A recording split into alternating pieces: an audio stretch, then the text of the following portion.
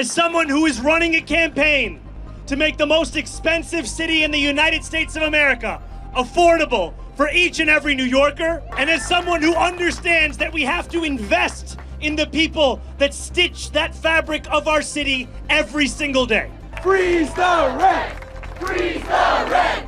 Freeze the rent! All right. Freeze the rent! Hey, it's Jordan with Status Coup. This is Ashley with Status Coup. On the ground. In Philadelphia. Flint, Michigan. East Palestine, Ohio. Please support the leading independent news outlet on the ground. Covering what the corporate media covers up. This man is a fighter for a new kind of politics. A politics that we all share, and that's why we endorsed him as the first union to endorse him for mayor. UAW family, I pass the mic to our next New York City mayor, Assembly Member Zohran Mamdani.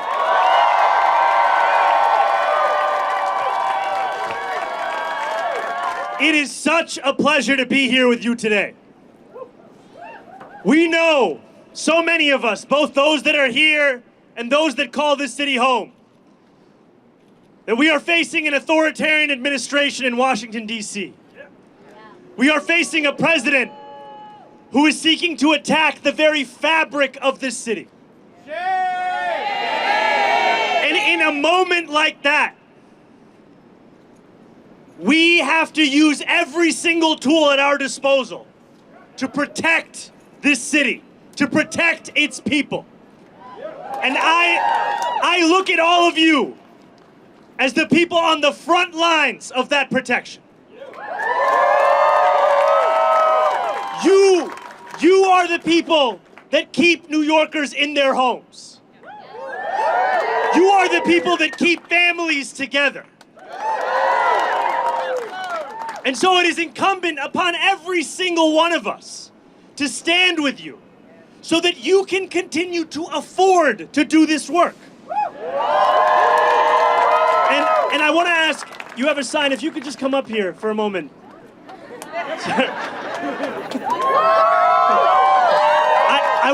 I want to just show everyone this sign.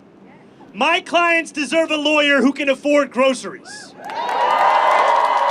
My clients deserve a lawyer who can pay rent. This is what we are talking about. Because for too long, we have asked people to engage in public service at the expense of themselves. We have asked ourselves questions that we all know the answers to. Why are we struggling to attract new applications? Why are we struggling to retain the existing workforce? Because this is not work that is paying people enough to stay in this city. And so I stand here before you as someone who is running a campaign to make the most expensive city in the United States of America affordable for each and every New Yorker. And as someone who understands that we have to invest in the people that stitch that fabric of our city every single day. And while I will tell you in all sincerity, I do not have great hopes for Eric Adams, what I am excited by every single moment is the fact that we together are building a new kind of politics. Where workers do not have to beg for what they deserve. And it is an honor to stand here alongside UAW, a union that has long sought to make the principle possible, and to stand here alongside elected officials at every single level of government who have been your champions, be it in the city council, be it in the state assembly, be it in the state senate, be it the attorney general of the state of New York. And like them, I will be your champion, and like them, I will see the work that you do for what it is worth. Thank you so much.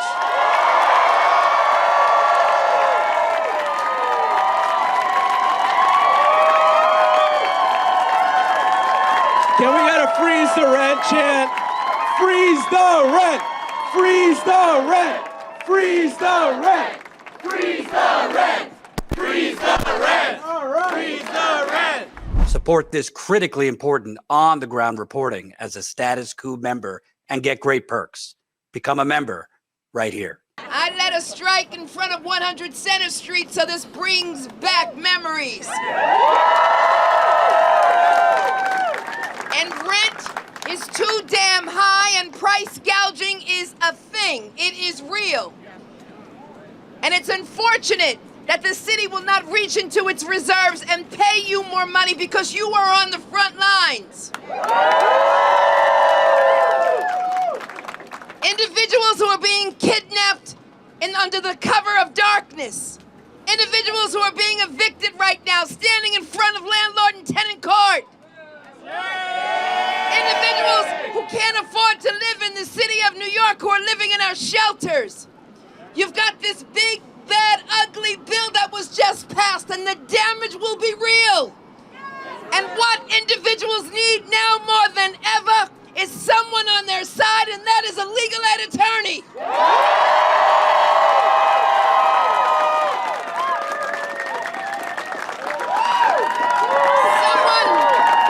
Someone who will defend the rights of marginalized and vulnerable populations. Someone who will go against corporate landlords. Someone who will stand up. Someone who will not be afraid, will not break, will not bend, will not bow, will not take a knee.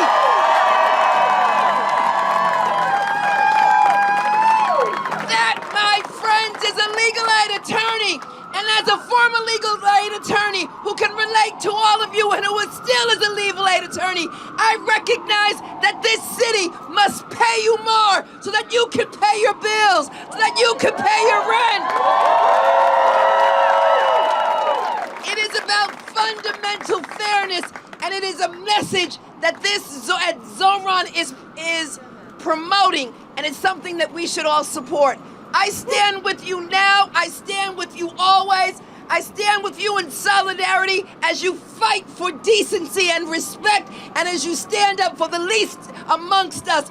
That's all that we want, particularly at this time, where you've got a cruel government, which unfortunately is seeking to turn our country into an authoritarian government that seeks to concentrate power in the hands of one dangerous and sick president. And what legal aid attorneys do is disrupt that power.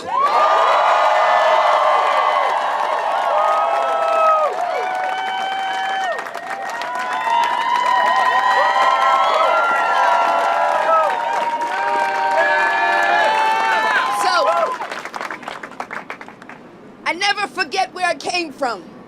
And I will always be with UAW. And I will always be with all of you.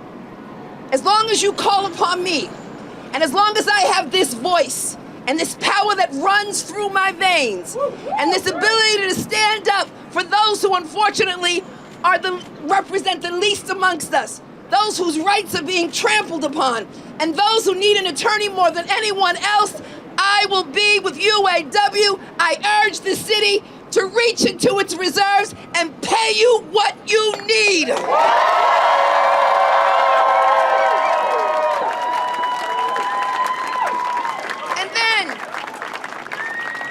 And then, when this contract is resolved, all of us must march into these streets, march into these courts, march and demand that we defend this democracy, defend the rule of law, defend against all of the abuses from this government, and let them know that this too is our country. And we're not going to sit idly by and allow anyone to trespass on the rights of our clients. We're legal aid attorneys, and we're going to fight back. Legal aid, what do you do when you're under attack? Stand up, fight back. What do you do when you're under attack? Stand up, fight back. What do you do when you're under attack? Stand up, fight back. Letitia James will always stand up and fight back. Today, we are taking a difficult but necessary step. Striking is not easy. I can tell you after 4 days of walking thousands of steps in the heat, of yelling our lungs out for hours, it will take a toll. But I will tell you something that is infinitely harder. And that is walking out of housing court with a settlement in hand, hoping that you can keep your client with that settlement in their house for another year or maybe 2. but knowing that you didn't have the capacity to find a permanent solution to their housing issues. To know that you didn't have the time to connect them with the resources that they needed to stay in their home. It is infinitely harder than striking to say goodbye to a colleague because even on a staff attorney's salary, she can't afford childcare in this city. It is infinitely harder than striking to look across the lunch table at new faces and remember who they replaced. Because despite years of dedicated service to our clients and our organizations, they were left to burn out. Our former colleagues were left to burn up and burn out. It is infinitely harder than striking to look at those new faces and wonder which one is going to burn out next. That is hard. Striking is not easy, but standing back and watching as our organizations, our sector, and our city fall apart because desperately needed services that we provide are underfunded, with management that has the ability but not the desire to turn to the city and ask for more money. That is what is difficult for us, and that is what we refuse to do any longer. So proud to be here in solidarity with UAW for their historic fight here today. And let me say that the coalition that is supporting all of the legal service workers is a broad coalition. In addition to being the labor chair, the Progressive Caucus of the City Council, of which I am the vice co-chair, is standing in solidarity with all of you. The Working Families Party, Juana Maria Archila and Jasmine Gripper, the state directors, are both here, are standing with all of you. Our state colleagues are standing with all of you. The reason we are standing here, this city council in our negotiations made sure, thanks to this guy right here, that we funded legal services at a historic level. But let me tell you something. We've been doing a budget dance by ourselves because Mayor Eric Adams does not know how to dance for the people. The truth is that the mayor talks about downstream solutions, but fails to realize that downstream solutions mean funding legal services for our city. What is more downstream than keeping families in their home? What is more downstream than making sure that our family members who are being disappeared right across the street are able to stay united with their families? It is imperative that we stand in solidarity with all of you, with the entire labor movement. Why? Because our city was built on the back of workers. And right now, the workers that are keeping our families sheltered, together, and empowered are the legal aid attorneys in our city. And so I will be brief, but I will just say solidarity forever, because we understand the value that you all bring to our communities. We understand the value that you all bring in protecting democracy. And if we want our city to thrive, you must be paid, you must be respected, and dignity must be given to the workers of our city. So we stand in solidarity. In the budget, the City Council fought and won to set aside record levels of reserves to quote-unquote Trump-proof NYC from the White House's worst actions. This meant being proactive, trying to stave off the worst of cuts to federal funding for essential programs such as health and hospitals, housing vouchers, Medicaid, but also services, including legal services. So only days after this budget passed, we were thrown into something even worse than we could have imagined. Congress's big bad bill has just increased ICE's budget by $400 million. Over the next few years, 17 million people will be thrown off Medicaid. We're seeing cuts to SNAP. The billionaires who want to rule every aspect of our lives are not satisfied with enjoying living in the era of record inequality. They also want to introduce record misery.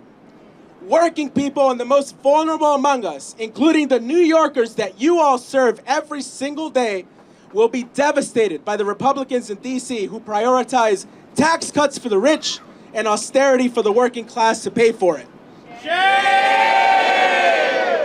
You all, the UAW members out here this morning, represent New Yorkers at their biggest time of need.